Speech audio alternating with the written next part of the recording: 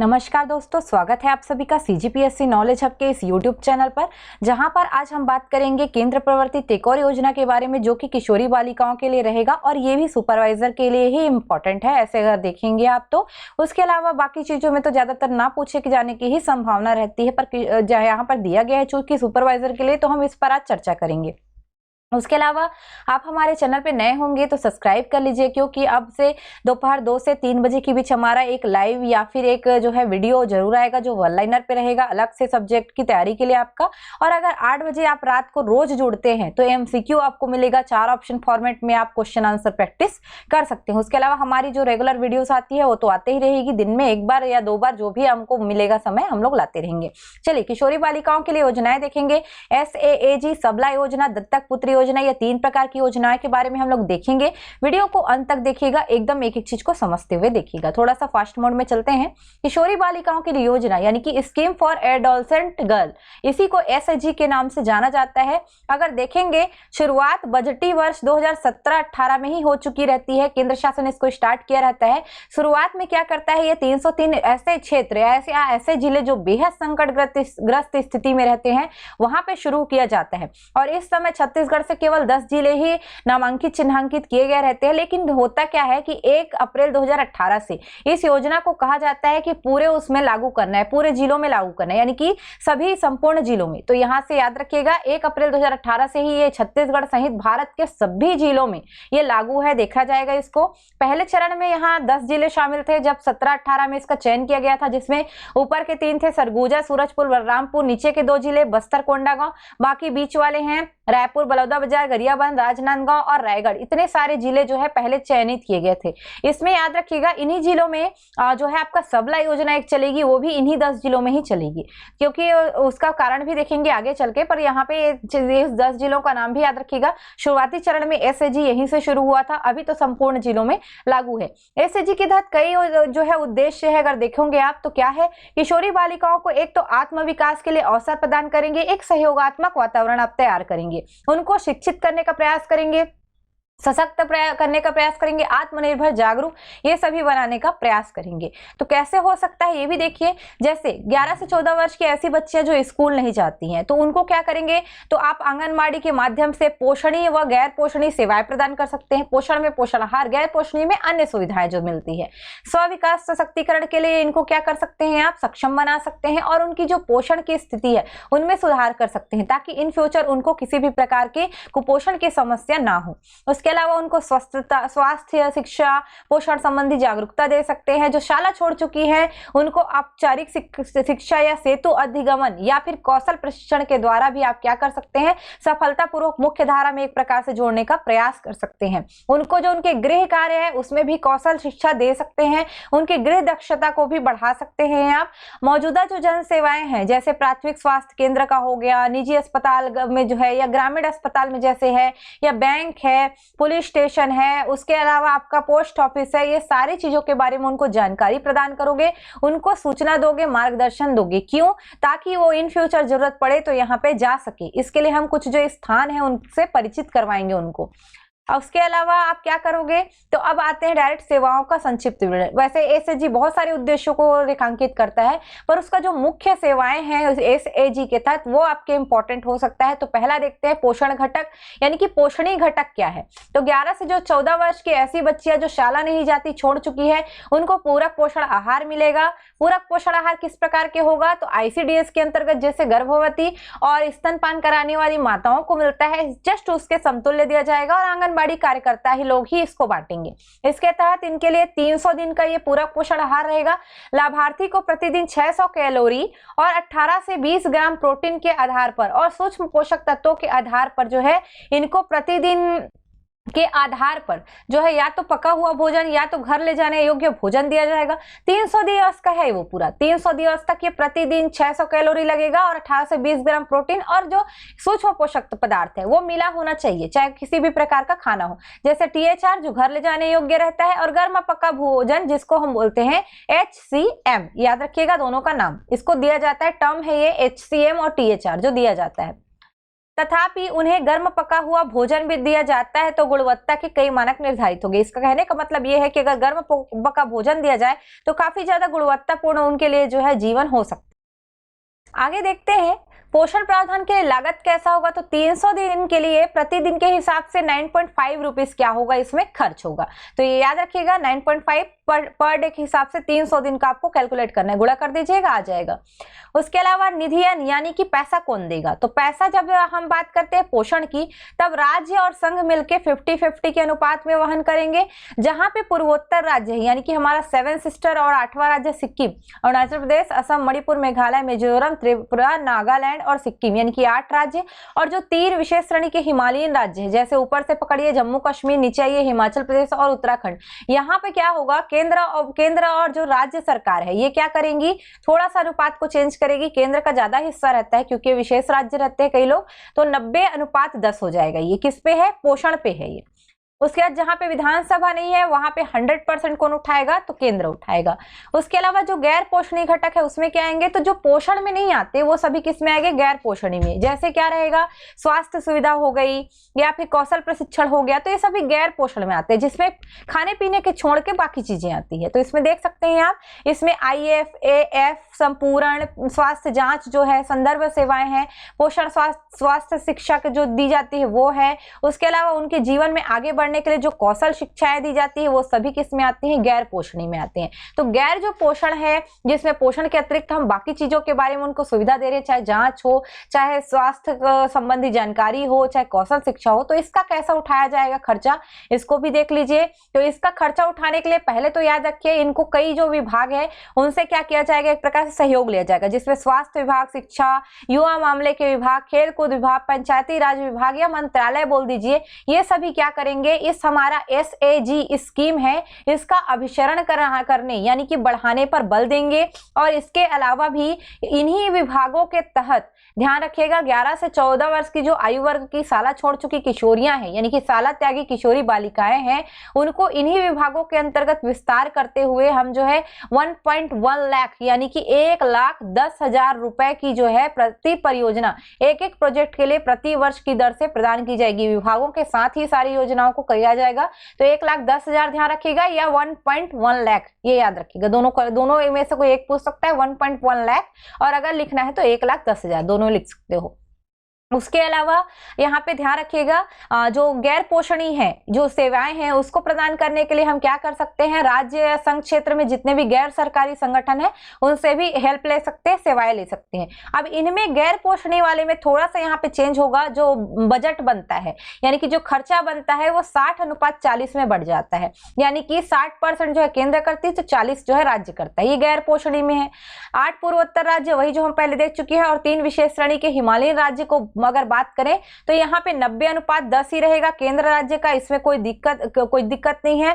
बिना विधानसभा वाले में केंद्र जो है आपका पूरा 100% रखेगा, यानी कि जो बिना विधानसभा वाले जो संघ राज्य क्षेत्र है ना, दिल्ली पौंडीचेरी को छोड़ के बाकी वो सब केंद्र देखेगा, पूरा जो है 100% केंद्र ही नहीं वो करता है। तो यहाँ पे बस अगर अंतर देखोगे ना SAG सेवा में, तो पोषण और गैर पोषण में केवल पहला वाला जो है जो आपका जो विधानसभाओं वाले जो राज्य है उनके साथ जो अनुपात है वही चेंज होता है, वहां 50-50 था और गैर पोषण में 40 अनुपात जो मतलब 60:40 रहेगा। यहीं पे बस चेंजेस है, बाकी सेम ही दिखता है, विधायन वगैरह जो है या पैसा वैसा सब चीज सेम ही दिखता है लगभग।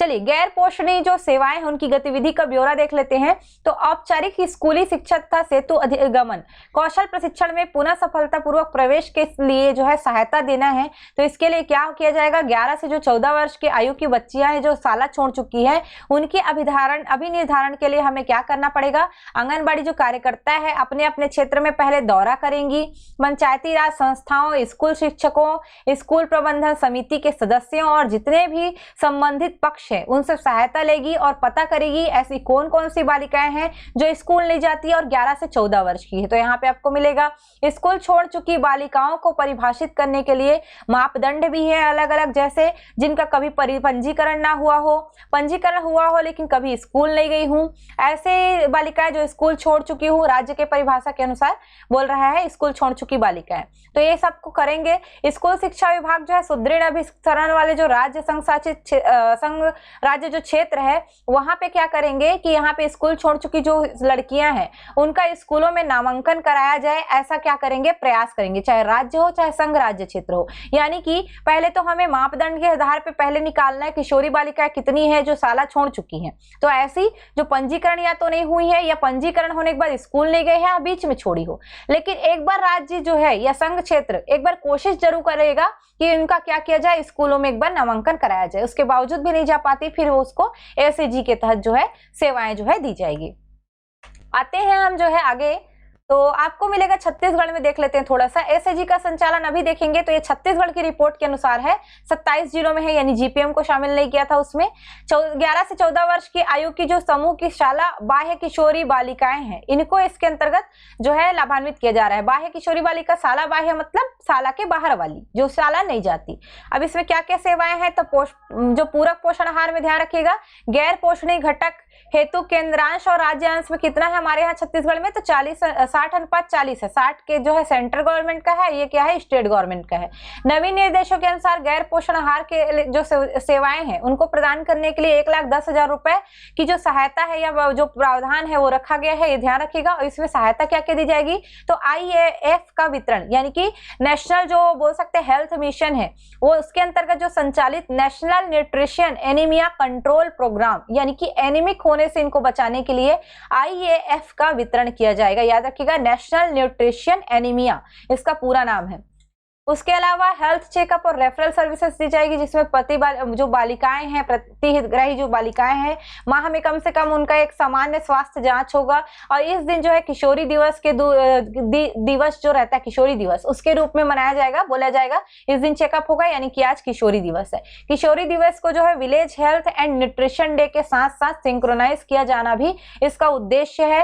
ये आपको मिलेगा पूरा इनकी रिपोर्ट में। Village health and nutrition day जो है उन्हीं के साथ सिंक्रोनाइज कर दिया गया है आपका, इसको इस किशोरी दिवस को। किशोरी दिवस किसका पार्ट है, तो आपको याद रखना है गैर पोषण वाले का। Nutrition and health education, anganwadi केंद्र में ICDS एवं जो स्वास्थ्य कर्मी हैं या NGO या CBO के फील्ड ट्रेनर के माध्यम से पोषण एवं स्वास्थ्य संबंधी जानकारी दी जाएगी कि बच्चियों को क्या करना चाहिए, चाहे आंगनबाड़ी केंद्र हो, चाहे आप NGO वाले हो, चाहे आपका NMO वगैरह हो, स्वास्थ्य विभाग वाले, ये सभी जो है आकर क्या कर सकती है, इनको ट्रेनिंग दे सकती है, स्वास्थ्य संबंधी जानकारी दे सकती है। शाला त्यागी बालिकाओं को मुख्य धारा में लाने का प्रयास करेंगे हम, शिक्षा विभाग के साथ समन्वय करते हुए उनको वापस शाला में प्रवेश कराने का प्रयास करेंगे। उसके अलावा लाइफ स्किल एजुकेशन, इसका मतलब क्या है, किशोरी बालिकाओं के स्वास्थ्य में सकारात्मक व्यवहार विकसित करने हेतु हम उनमें कौशल विकास का क्या करेंगे, एक प्रकार से करने का प्रयास करेंगे पूरा। सार्वजनिक सेवाओं तक उनकी पहुंच सुनिश्चित करेंगे, जिसमें पोस्ट ऑफिस, बैंक है, उसके अलावा आपका पंचायती राज संस्थाएं हैं, थाना है ना, यहाँ पे जो है क्योंकि इनका जरूरत उनको आगे चल के पड़ सकता है कभी ना कभी, तो इन सभी चीजों को हम जो है उनको भ्रमण कराने का एक बार प्रयास करेंगे, या फिर ऐसा करेंगे कि कोई ना कोई वहां से प्रतिनिधि आए और इनके बारे में जो है किशोरी बालिकाओं को बताए।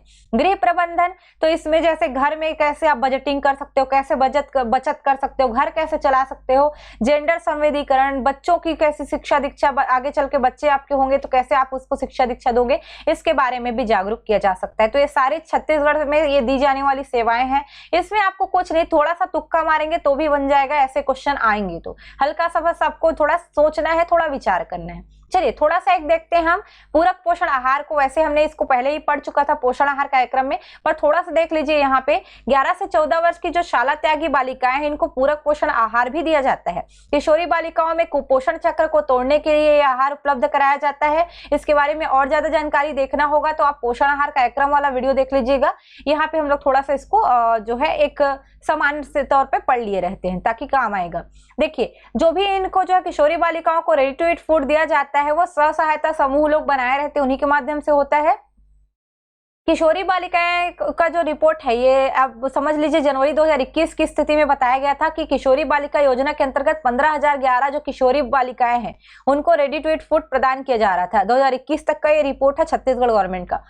जानकारी के मुताबिक जो पूर्व में जो है, इससे पूर्व जब हम लोग जो है ये पूरक पोषण आहार दे रहे हैं, उससे पहले ही क्या हुआ था कि पहले किशोरी शक्ति योजना की शुरुआत की गई थी। 2006-7 में ये किशोरी शक्ति योजना थी, बाद में इसको बंद कर दिया गया। वर्तमान में आपको नहीं मिलेगा, पर पहले 2006-7 से किशोरी शक्ति योजना जो है चल रही थी। तो इसी को हम जो है आगे देखेंगे कैसे जो है आपका जो एसएजी प्रोग्राम है ना, एक प्रकार से आप मान सकते हैं जो किशोरी शक्ति योजना है उसी को बंद करके एसएजी प्रोग्राम वर्तमान में 2018 से चल रहा है। पहले किशोरी शक्ति योजना उसी में चलती थी, 2006 से 7 से वो शुरू हुई थी, 2017-18 में उसको बंद कर दिया गया।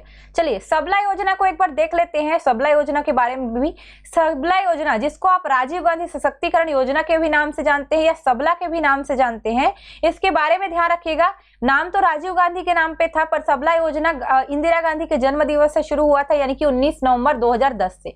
यहाँ से जो है 11 से 18 वर्ष की जो किशोरियां हैं उनके सशक्तिकरण के लिए योजना की शुरुआत जो है प्रथम तौर पे किया गया। भारत सरकार क्या किया करते था, 2000 से 2001 तक किशोरियों के सशक्तिकरण के लिए किशोरी सशक्तिकरण योजना शुरू किया था। 2009 तक योजना चला, उसके बाद इसको जो है बोल सकते हो बंद कर दिया गया। उस समय ये पिछड़े क्षेत्र थे, जो 200 जिले पिछड़े 200 जिले थे उसमें चलाया जा रहा था।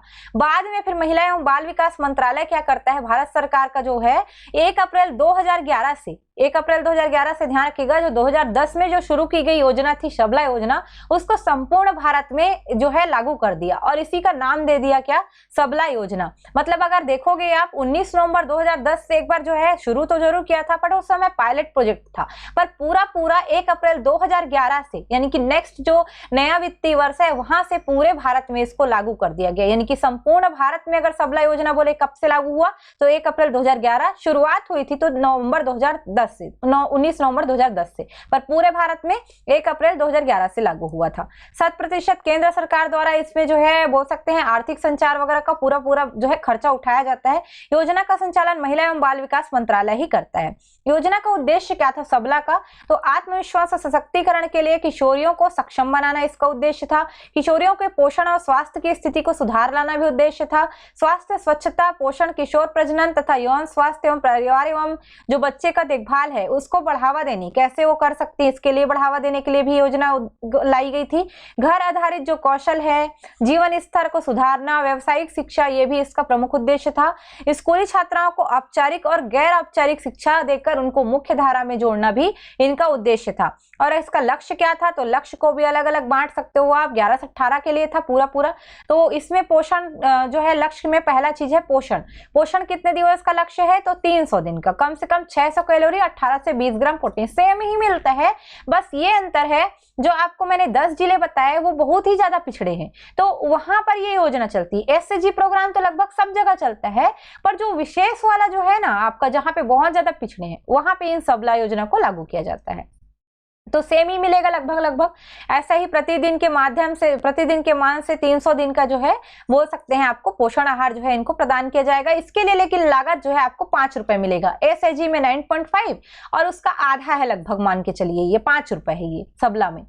आयरन और फॉलिक एसिड का प्रतिपूरक, तो आयरन और फॉलिक एसिड क्यों दिया जाएगा, ताकि एनीमिया से मुक्त हो सके, है ना। तो रक्त की कमी को दूर करने के लिए आयरन और फॉलिक एसिड की क्या दी जाती है, गोलियां दी जाती है। कब दिया जाएगा, तो किशोरी दिवस मनाया जाएगा उसी दिन दिया जाएगा। उसके अलावा क्या किया जाएगा, इनको बोल सकते हैं पूरा जानकारी भी दी जाएगी, कैसे खाना है, कैसे जो है मतलब फॉलिक एसिड के लिए आप और क्या क्या पोषण आहार ले सकती है, अतिरिक्त जो आहार क्या क्या खा सकती है, पूरी जानकारी दी जाएगी। एनएम हो या आंगनबाड़ी कार्यकर्ता, तो इसके लिए की जाती है। इतना लंबा समझने के लिए जो है सही है, पर एक शॉर्ट में याद रखिए आयरन और फॉलिक एसिड क्यों दिया जाएगा, ताकि रक्त की कमी को दूर किया जा सके। और इसका पूरी जानकारी कौन देगा, तो एनएम और कार्यकर्ता। बस स्वास्थ्य जांच और रेफरल सुविधा इसमें किशोरी दिवस में ही किया जाएगा। ये भी चीज चिकित्सा अधिकारी आएगा या एनएम के द्वारा किया जाएगा। इसमें जैसे एल्बेंडाजोल की गोली होती है, जैसे कृमिनाशक दवा होती है, या फिर क्या होता है किशोरी बालिकाओं में हीमोग्लोबिन टेस्ट करना हो, उनका वजन देखना हो, लंबाई देखना हो, तो भी स्वास्थ्य जांच और रेफरल सेवाओं में उनको लिया जा सकता है। इसके लिए किशोरी बालिका को क्या किया जाएगा, किशोरी दिवस के दिन बुलाया जाएगा, पूरा उनको निःशुल्क सारी सुविधाएं दी जाएगी, चाहे जांच का हो चाहे दवा वितरण हो। उसके अलावा इनका एक किशोरी कार्ड बना रहेगा और यही किशोरी कार्ड पे बताया जाएगा इन्होंने कब कब जांच करवाया है, कब कब इनको क्या क्या सुविधा दी है।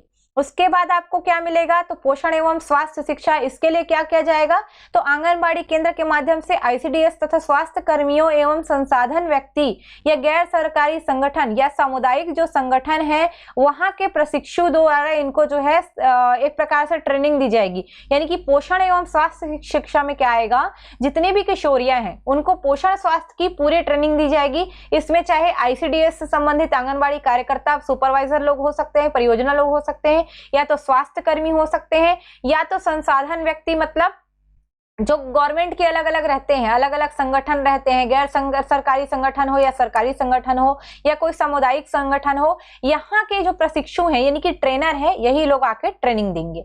परिवार कल्याण पर भी परामर्श दिया जा सकता है इनको। परिवार कल्याण, किशोरी प्रजनन, यौन स्वास्थ्य, बाल स्वास्थ्य पद्धतियां, ये सभी आंगनबाड़ी कार्यकर्ता, आशा, एएनएम या कोई पर्यवेक्षक है या कोई गैर सरकारी संगठन है, एनजीओ है, इनके माध्यम से आंगनबाड़ी बुलाकर इनको ऐसा परामर्श दिया जा सकता है। एक प्रकार से ट्रेनिंग ही दे रहे हैं। प्रजनन चक्र, एचआईवी एड्स, गर्भ निरोध, मासिक धर्म दौरान सफाई, सही समय पर विवाह एवं गर्भधारण, बाल देखरेख एवं बाल आहार पद्धतियां, उसके अलावा 6 माह से कम बच्चों को केवल स्तनपान कराना चाहिए, ये सभी जानकारी भी दी जाएगी। तो ये जानकारी जो है 11 से 15 वर्ष और 15 से 18 वर्ष दोनों आयु वर्ग वालों को उनके आयु के अनुकूल बताया जाएगा। किस आयु में उनको क्या जानना चाहिए, क्या उनकी समझ है, उसके आधार पर उनको ये चीजें जो है बताई जाएगी, ये ध्यान रखिएगा। उसके अलावा याद रखिएगा गृह प्रबंधन, तो इसके बारे में भी हम बात कर चुके हैं। घर में उनको कैसे रहना है, कैसे उनको प्रबंधन करना है, बजट कैसे करना है, बच्चे हो जाएंगे तो कैसे उनको संभालना है, यही सब सिखाया जाएगा गृह प्रबंधन में।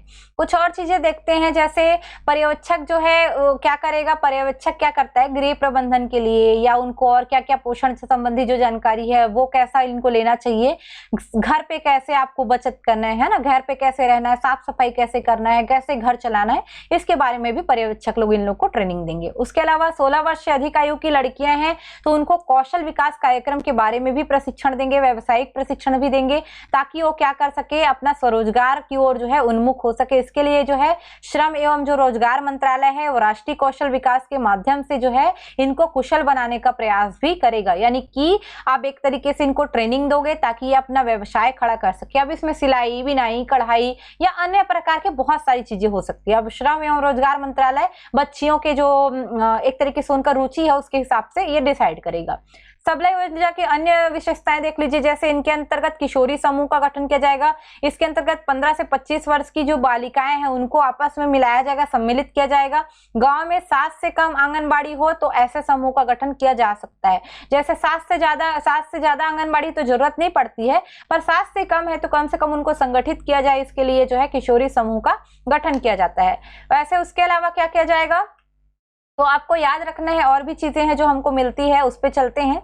तो पहला है जो है और है अन्य में प्रशिक्षण सामग्री, यानी कि उनको ट्रेनिंग किट दिया जाएगा। तो सबला योजना के अंतर्गत आंगनबाड़ी केंद्रों को प्रशिक्षण किट दिया जाएगा। इसमें रहेगा क्या, तो स्वास्थ्य, शिक्षा, पोषण और कानूनी मुद्दों को समझाने के लिए जानकारी होगी। इसी किट को क्या करेगी, जो आंगनबाड़ी कार्यकर्ता है वो जो है इसी के माध्यम से जो किशोरी है उनको ट्रेनिंग देगी। तो ट्रेनिंग किट किसके लिए है, आपका आंगनबाड़ी केंद्रों के लिए है। किट की लागत भी 10,000 रुपए है, याद रखिएगा, जिसमें विभिन्न प्रकार के खेल सामग्री, अलग अलग चीजें होती है और ये प्रशिक्षण देने का कार्य फिर आंगनबाड़ी के माध्यम से किया जाता है। तो इसको ध्यान रखिएगा।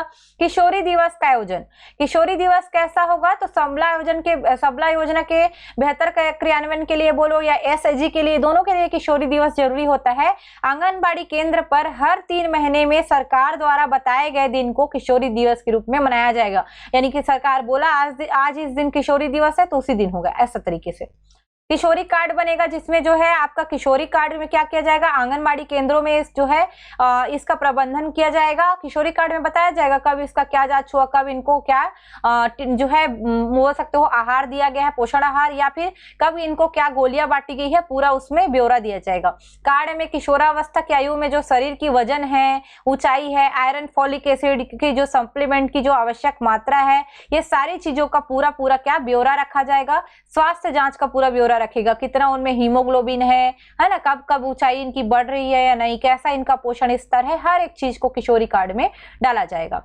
उसके बाद आता है एक अन्य योजना है जो अंतिम है, दत्तक पुत्री शिक्षा योजना। प्राथमिक स्कूल में जो पढ़ती है उनको 300 रुपए का, और जो माध्यमिक में पढ़ती है उनमें 400 रुपए का हर साल ये मदद जो है नगद के रूप में दिया जाता है। कई बार ये मदद जो है नगद के अलावा कपड़े या पुस्तक आदि में भी हो सकते हैं, कोई दिक्कत नहीं है इसमें जो है बालिकाएं जिनके पालकों हैं, ये बालकों लिखा गया, पालकों द्वारा पढ़ाई का खर्च वहन नहीं किया जा सकता और उनका मतलब कठिन होता है, जैसे गरीब बालिका हैं, गरीब उनके माता पिता हैं, कई बार पढ़ाई का खर्च नहीं उठा पाते, तब ऐसे 300 रुपए का जो है प्राथमिक स्तर पर और माध्यमिक स्तर पर 400 रुपए की इनको जो है एक तरीके से दत्तक पुत्री शिक्षा योजना में खर्चा जो है दिया जाता है। नगद भी हो सकता है, पढ़ने लिखने की सामग्री भी हो सकती है। अब इसमें जो है या तो कोई व्यक्ति भी दे सकता है जो सक्षम हो, या कोई समाज सेवी संगठन है तो ये भी दे सकता है। और इसके लिए जो है बोल सकते हो आप बालिकाओं को जो है एक प्रकार से लोग जो है क्या करेंगे, एक प्रकार से आर्थिक सहयोग प्रदान करेंगे और उनको जो है निरंतर शिक्षा उनका सुनिश्चित करने का प्रयास करेंगे, ताकि पैसा दे रहे हैं तो कम से कम स्कूल तो आए, वो ऐसा टाइप का।